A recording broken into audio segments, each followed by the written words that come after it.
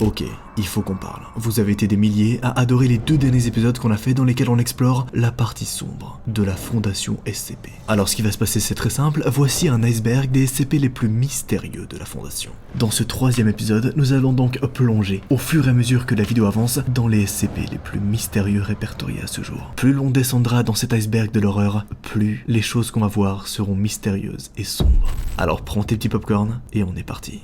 Tout en haut de l'iceberg des SCP les plus mystérieux se trouve ce truc, le SCP-3008. Je sais, ce truc est un peu bizarre, hein. J'imagine que tu te demandes qu'est-ce que c'est ce truc et surtout quand est-ce qu'il est apparu pour la première fois. Voici l'histoire mystérieuse derrière cette image bizarre. Le SCP-3008 a été aperçu pour la première fois par un certain Dylan. Dylan, après plusieurs mois à chercher un nouveau job, avait enfin eu une autre réponse à part « nous allons vous rappeler ». C'était loin de sa vie natale, mais bon, c'était soit ça, soit rester au chômage. Alors bon, il a pris le poste, il a chargé autant de meubles que possible dans son vieux pick-up, et il a eu beau déployer des trésors d'ingénierie, ses canapés et sa table ne passaient pas, alors il les a vendus sur le bon coin. Au moins, ça lui ferait quelques euros à dépenser une fois qu'il aurait emménagé dans son nouvel appartement. Nouvel appart, nouveau job, c'était une nouvelle vie parfaite pour Dylan, qui était loin d'imaginer qu'il allait faire la découverte d'un des trucs les plus surprenants sur cette terre, le SCP-3008. L'endroit où il allait travailler n'était pas vraiment un lieu chic, mais petit budget oblige, Dylan avait trouvé un charme à ce 2 pièces décrépit et mal isolé. L'hiver allait être rude, pensa-t-il, lorsqu'il arriva enfin dans son nouveau chez lui. Mais bon, une chose à la fois. Maintenant, il lui fallait racheter un nouveau canapé et une table. Sans réfléchir, il monta dans son vieux pick-up qui refuse catégoriquement de démarrer. Sa journée s'annonçait noire. Finalement, Dylan a pris un taxi et arriva tant bien que mal à l'IKEA le plus proche. Et c'est là que les choses bizarres commencent. Car oui, je vous l'ai pas dit plus tôt, mais le nom complet de ce SCP, c'est SCP-3008-IKEA. Étrange, n'est-ce pas? Vous me direz, c'est presque le concept de cette vidéo, hein, d'explorer des SCP qui sont étranges. Bizarrement, il n'y avait personne, aucune voiture garée sur le parking, rien. Sûrement le magasin n'est pas encore ouvert, se dit-il. Mais bon, il était déjà là, et le magasin avait l'air ouvert. Dès qu'il arriva devant la porte du magasin, la porte automatique s'ouvrit. Il est bien ouvert, pensa le jeune homme. Soudain, Dylan entendit un cri. Un homme courait derrière lui, un sandwich à la main. L'homme lui hurla à plein poumon de ne pas entrer dans le magasin, de s'en éloigner le plus possible. Mais Dylan a pris peur. Sûrement un clochard, ou pire, un voyou, se dit-il. Son cœur se mit à battre à plein régime et Dylan courut à l'intérieur du magasin. Ce qu'il ne savait pas, c'est que l'homme derrière lui n'était ni un sans-abri ni un voleur, mais un agent de la Fondation SCP, apparemment. Un agent qui voulait le protéger du magasin. Car Dylan n'est pas entré dans un Ikea lambda, non. Il est entré, sans faire exprès, pour la première fois dans le Ikea 3008. Et c'est ce jour-là que ce SCP a été observé pour la première fois.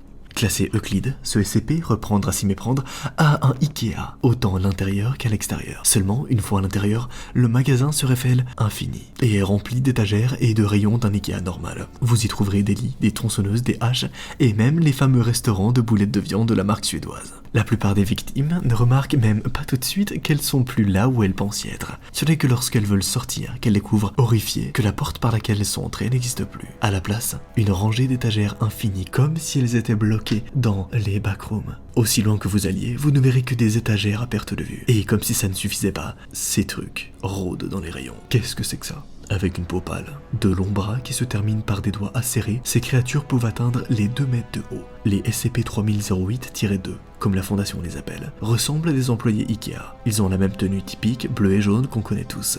Ceux qui s'approchent d'eux ne courent aucun risque la journée. En revanche, dès que la nuit tombe et que les lampadaires s'éteignent, c'est à ce moment-là que le cauchemar commence. Les membres du staff traquent tous les survivants en essayant d'écraser leur tête dans leurs mains énormes. Mais tout cela dans le plus strict respect de la politesse scandinave. Le staff, ou plutôt ces trucs, vous diront poliment que le magasin est fermé et que vous devez vous en aller. Tout ça en essayant de vous faire passer dans l'autre monde. Ceux qui ne finissent pas déchiquetés par le staff finissent par atteindre une des nombreuses colonies d'humains qui peuplent ce magasin de l'enfer. Heureusement, contenir ce fléau est assez simple. La Fondation a racheté toute la zone commerciale autour et l'a mise sous surveillance. Néanmoins, je vous mets en garde. Si un jour vous allez à Ikea, vérifiez bien que c'est un Ikea normal. Et surtout, dans le doute, lorsque les lampadaires s'éteignent dehors, sortez du magasin, hein.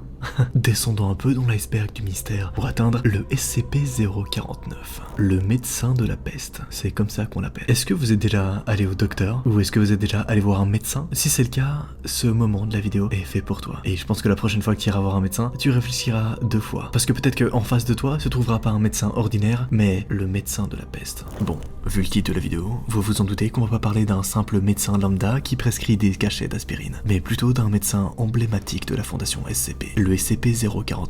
Ce SCP, plus connu sous le nom de Docteur de la peste, est une entité humanoïde de 1,9 m et pesant 95 kg. Son apparence est celle d'un médecin de la peste du 15e siècle. Vous savez, ceux avec les masques en forme de bec. Même s'il est originaire de France, le SCP-049 admet volontiers avoir plusieurs fois voyagé. Alors qu'est-ce qui le rend si terrifiant? Eh bien, à première vue, rien du tout. Il n'essaie pas de vous manger, ne vous mutile pas, ne donne pas vie à vos pires cauchemars. Par contre, il essaiera de vous guérir. Et c'est là que les problèmes vont commencer. Car voyez-vous, ce SCP a un concept assez spécial de la maladie. Pour lui, certains êtres humains souffrent d'une maladie appelée la pestilence. Oubliez la peste noire, non, ça n'a rien à voir. D'ailleurs, on ne sait même pas ce que c'est concrètement. Seul lui peut la voir en quelqu'un. Et dès qu'il la repère, notre bon docteur change immédiatement. Lui qui est d'habitude coopératif et docile, se met à massacrer tous les humains qu'il désigne comme infectés. Il n'a besoin que d'un contact pour faire cesser de battre les cœurs de ses victimes. Mais l'horreur n'est pas finie, c'est maintenant qu'elle commence. Après la mort des infectés, le SCP-49 ne va pas en rester là. Il allonge les cadavres sur une table d'opération, dépose sa manette de poche à proximité et se met à en sortir tout un tas d'instruments. Scies, seringues, tubes remplis de fluides inconnus. Je veux dire, comment est-ce qu'il arrive à faire tenir tout ça dans une aussi petite mallette? Ça, même les scientifiques de la Fondation ne le savent pas encore. Toutefois, une chose est sûre, après qu'il ait fini d'opérer les cadavres de ses victimes, elles reviennent à la vie. Sauf que, y a un hic. Ces corps, appelés les SCP-49-2, n'ont plus rien à voir avec les êtres que vous avez connus. Ils sont animal, lent, extrêmement agressif envers les humains normaux. Bref, ce sont des sortes de zombies hypnotisés sous les ordres de 049.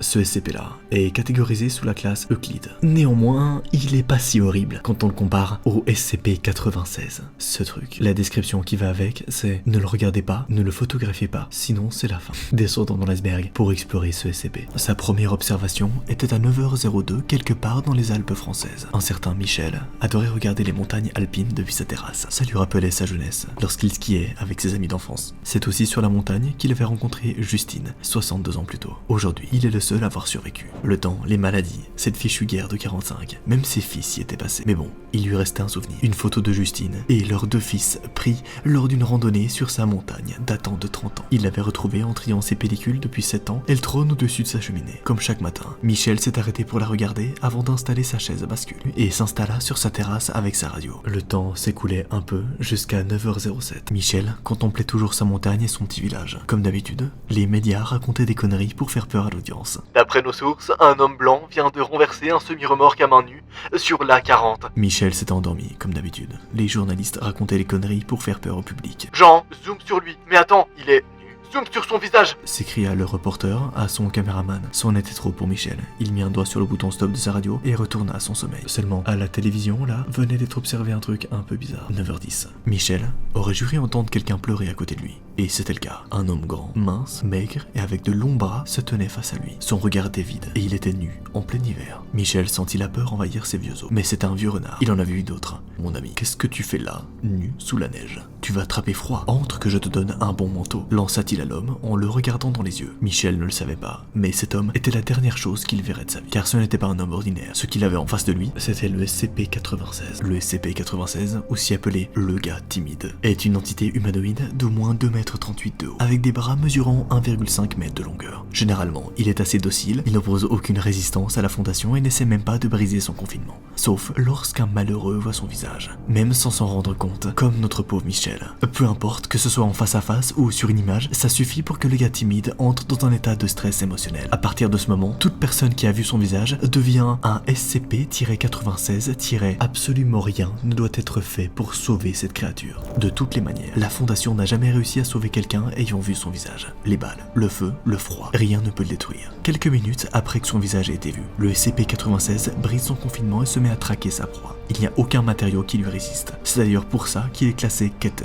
Fait intéressant, on n'a jamais retrouvé le reste des personnes qui ont vu le visage de ce SCP. On sait donc pas réellement ce qu'il fait avec les gens qui ont vu son visage, on sait juste que ils ont mal fini. Ce qu'on sait en revanche, c'est qu'il existe un SCP bien plus mystérieux que celui que je viens de vous décrire. Ce SCP, c'est le SCP-352. On l'appelle le Baba Yaga. Ouais, le nom est un peu bizarre, hein. Sa première observation date de l'hiver il y a 4 ans. Il faisait froid. Et si les autres détestaient ça en particulier, l'hiver impitoyable de Moscou, vous allez l'adorer. Imaginez, vous prenez votre motoneige, sortez du garage et la chargez sur votre pick-up avant de sortir de la Cité des Rois. Après quelques heures de piste, vous atteignez enfin le paradis, une montagne enneigée où vous allez enfin pouvoir être seul. Les touristes trouvent que c'est loin. Les locaux fuient cette forêt car ils la disent maudite. Mais d'après vous, ce ne sont que des foutaises. Sans attendre, vous descendez de votre motoneige, vous vous retournez et là, vous remarquez que quelqu'un vous observe. Une vieille femme, souriante et à l'air inoffensif, se tient à l'orée de la forêt. Elle vous salue de la main et s'en va. Vous vous dites que c'est sûrement une autochtone. Quelques instants plus tard, c'est le bonheur. Vous dévalez les pentes sur votre motoneige. Vous vous en foutez du bruit. Ici, personne ne viendra vous déranger. Vous vous amusez tellement que vous oubliez de vérifier la jauge d'essence et vous finissez en panne. Pas grave.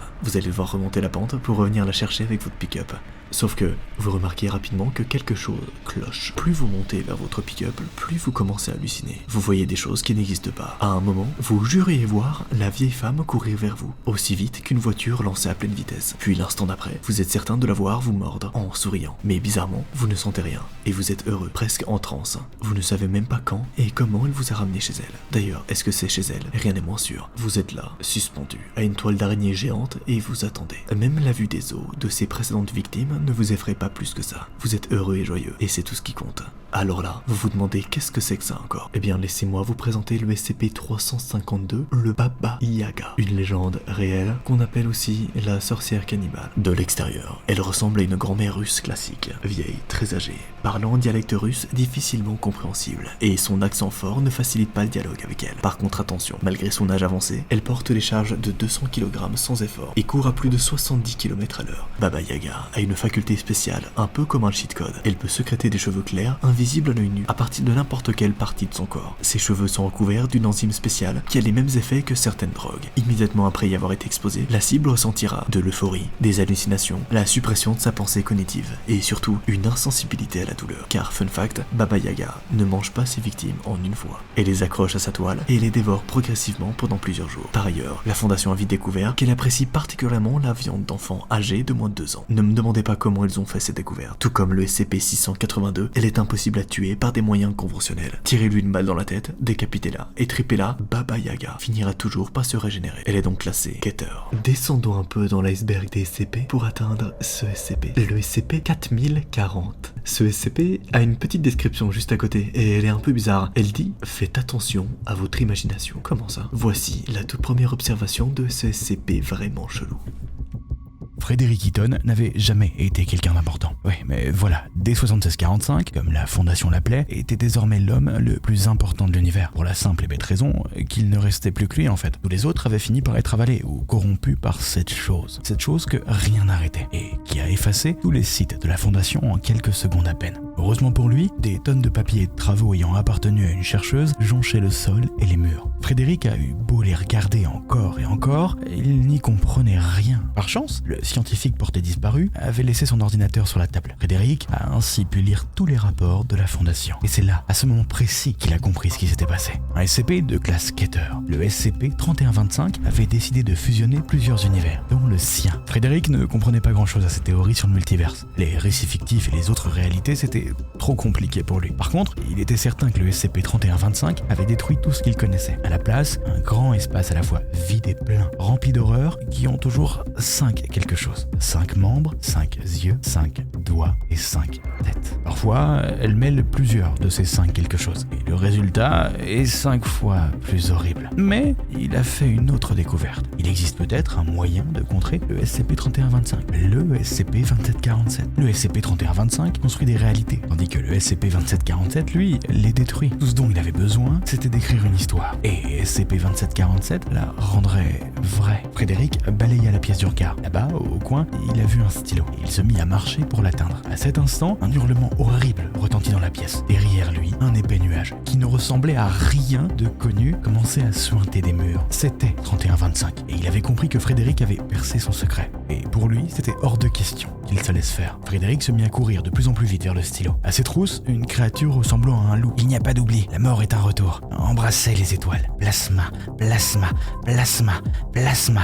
La voix de la créature tranchait avec sa férocité. Il ne lui fallut que quelques secondes pour attraper Frédéric et le plaquer au sol. Et alors qu'une autre créature tout aussi ignoble émergeait du nuage, D7645 eut le temps de rédiger ces mots sur la description de 3125. SCP-3125 peut être vaincu. 2747 peut détruire 3125. Il y a 7 vrais archontes. 7, 7, 7, 7. L'épine vaincra 3125. Grâce à cette phrase étrange, Frédéric Eaton a réussi l'impensable. Détruire le 3125 et son univers avec. Mais alors, comment est-ce qu'un SCP qui n'est pas classé Apollyon a pu détruire l'univers tout entier? Pour comprendre, il faut s'intéresser à la description du 3125. Classé Keter, le 3125 est une créature venant d'une autre dimension, qu'on appelle la 5e dimension. Dans cette réalité alternative, les concepts abstraits se vouent une compétition féroce. Seuls les plus forts survivent. Et 3125 fait clairement partie des plus badass. Sauf qu'au lieu de continuer à étendre son influence dans son univers, il a décidé de viser l'univers de la Fondation SCP. Personne n'a su quand il est arrivé, ni même qui il était, ni s'il existait en fait. Et encore moins ce à quoi il ressemblait. Il ne figurait dans aucun fichier d'aucune division antimémétique. D'ailleurs, peu de temps après son arrivée, elles ont toutes disparu des radars et sont tombées dans l'oubli. Et ce n'est pas un hasard. Non, pas du tout. Car dès qu'une personne réussit à se faire une image mentale de 3125, il lui montre sa cruauté. Le chercheur, ses collègues, sa famille, toutes les autres personnes qui pensent comme lui sont rayées de l'existence par 3125. Attention, hein, j'ai pas dit qu'il les tuait. Non, il annule complètement leur existence. Comme si elles n'avaient littéralement jamais existé. Ces victimes sont effacées de la mémoire de toutes les personnes qui les ont connues. Et il n'y a qu'un seul endroit où les individus qui réussissent à comprendre ce SCP sont en sécurité. Ironiquement, c'est sa propre cellule. Encore une fois, personne ne sait qui l'a construite, ni comment elle a été construite. Elle a juste été découverte, là, par hasard, par une chercheuse un peu trop curieuse. Et paradoxalement, c'est le seul endroit au monde où 3125 est absent, où l'on peut faire des recherches sur lui, sans risquer grand-chose. Si jamais vous avez une information écrite sur lui hors de cette unité de confinement surprotégée, alors vous mourrez dans, laissez-moi compter, 100% des cas. Et vos proches vous oublieront. Le SCP-2747. Alessandro ne pouvait pas rêver mieux. Après tant d'années d'échecs, il a décidé de jouer le tout pour le tout en écrivant sa nouvelle Printemps 75 au lycée de Kirklandwood. Une série d'histoires banales sur des lycéens américains qui se faisaient dévorer par des entités paranormales. Bon, au départ, son éditeur ne voulait rien entendre de cette bizarrerie. Mais par pitié, il a fini par laisser une chance à ce livre bizarre. Et le succès, étonnamment, a été au rendez-vous. Plus de 5000 copies vendues en même pas une semaine. Depuis, son téléphone n'arrête pas de sonner. Time, le Daily, le Forbes, tous veulent une interview avec le nouvel auteur à succès. Je suis fatigué, se dit-il intérieurement, sourire aux lèvres en s'installant sur son balcon. Devant lui, le ciel violet de minuit s'étendait à perte de vue. Seules les 2 lunes oranges tranchaient avec le fond. Et c'était encore plus beau. Lentement, mais sûrement, Alessandro s'endormait en s'imaginant se balader entre les 2 lunes. Il a d'abord cru que ce n'était qu'un vulgaire moustique qui l'avait effleuré. Et en ouvrant les yeux, ce n'était pas un moustique devant lui. Et je peux vous dire qu'il aurait préféré. Un groupe d'hommes, des militaires, habillés en noir, se tenait face à lui. Il ne disait rien. « Qui êtes-vous » lâcha le quadragénaire en cherchant son couteau dans sa poche. Rien. Un silence lourd sur le petit balcon de l'appartement régnait. Un homme en blouse blanche s'approcha de lui. Son regard était glacial, sans émotion. Et sa calvitie maladroitement cachée avec 3 mèches de cheveux laquées ne faisait rien pour arranger son portrait. Alessandro y trouva l'homme laid et négligé. Mais pour l'heure, c'était vraiment le dernier de ses problèmes. « Êtes-vous monsieur Alessandro, l'auteur du livre ?» Alessandro n'avait même pas fini de bouger ses lèvres que le scientifique continuait à lui poser des questions. Il y en avait trop à la fois. Clairement, l'homme n'attendait pas de réponse à ses questions. Alors, Alessandro préféra se taire et l'écouter. Et c'est pas comme s'il avait trop le choix. Après avoir beaucoup bavardé et postillonné sur lui, l'homme posa enfin sa dernière question. « Est-ce que vous vous souvenez avoir écrit ce livre ?» À l'instant, le scientifique lâcha un épais bouquin sur les jambes de l'écrivain. Je m'en souviens pas, bredouilla Alessandro. Il se mit à le feuilleter. C'était impossible et pourtant, il reconnaissait tout. Son style d'écriture, ses personnages qu'il n'avait jamais publiés, ses histoires qui traînaient sur des brouillons. Et son nom était marqué comme auteur. Alessandro ne comprenait pas ce qu'il se passait. Au même instant, l'un des hommes vêtus de noir dégaina son pistolet et le braqua sur Alessandro. Plus personne ne l'a revu après. Ça peut sembler cruel, et pourtant, la fondation SCP de cet univers venait une fois de plus de sauver sa réalité. Car il existe un SCP, dont la puissance est telle que la fondation est prête à violer ses propres limites morales pour le contrer. Enfin, le peu de règles morales qu'il lui reste, le SCP-2747. Alias le destructeur de réalité. Classé Keter, le 2747 est une entité ou un phénomène. Personne ne sait vraiment. Il se manifeste en écrivant des récits fictifs et en les publiant dans les médias. Parfois, ces histoires sont liées à de vrais événements, des lieux ou des personnes. Et ce sont de loin les plus dangereuses. Si l'une de ces histoires se réalise, alors 2747 dévorera purement et simplement la réalité. Au départ, la fondation SCP l'a prise comme un banal SCP, en se croyant à l'abri. Mais voilà, elle a fini par comprendre ce qu'elle était réellement. Un amas de récits fictifs écrits par des auteurs aux quatre coins du monde dans lequel elle n'existe pas. Tout son univers, je dis bien tout son univers, est fictif. Elle n'est qu'une réalité fictive. Une énième réalité que le SCP finira par avaler si rien n'est fait. Alors, elle joue le tout pour le tout. Toute personne ou objet ressemblant à une des entités citées dans les récits doit être supprimé. Et pour éviter tout risque, ces éléments doivent être effacés de la mémoire de toutes les personnes qui les ont connus. Le SCP-3999, il a été là. Il est là. Il sera toujours là. Enfermé dans sa chambre d'hôtel moisi, le chercheur James Talloran réfléchissait à comment se débarrasser du SCP. Depuis, aussi loin qu'il se souvienne, le 3999 a toujours été collé à lui. Et il adore le faire souffrir. Il peut modifier le temps et l'univers comme bon lui semble. À chaque fois, il détruit l'univers et le recrée uniquement pour pouvoir torturer James. Et à chaque fois, il trouve des moyens créatifs pour le faire souffrir. Au fil des millions d'années qu'ils ont existé ensemble, 3999 a toujours su faire preuve de créativité dans ses tortures. Il se souvient qu'une fois, et il sait plus vraiment quand, 3999 a offert une glace à sa sœur, après l'avoir mutilée, tuée et ressuscitée plusieurs fois. Une autre fois, 3999 avait fait oublier l'existence de la Belgique à tout le monde, y compris aux Belges. Une autre fois, il avait convaincu la Fondation de massacrer toutes les personnes qui avaient connu James, y compris des O5. Bref, James avait une idée de comment se débarrasser de lui, peu importe ce que ça lui coûterait. Et il l'a fait. Mais qui est ce 3999 ? Classé Apollyon, le 3999 est une entité surpuissante et surtout impossible à contenir. Elle peut détruire des réalités, les reconstruire, voyager dans le temps et plus encore. Par contre, pour une raison inconnue, elle adore s'en prendre au chercheur James Talloran. Son rapport est rempli de procédures de confinement insensées, ce qui est normal puisque c'est lui-même qui l'a écrit. Il n'hésite pas à briser le 4e mur pour s'adresser directement à nous, les lecteurs. SCP-3999 n'a peur de rien, excepté de James Talloran, car dès qu'il mourra, alors lui aussi cessera d'exister.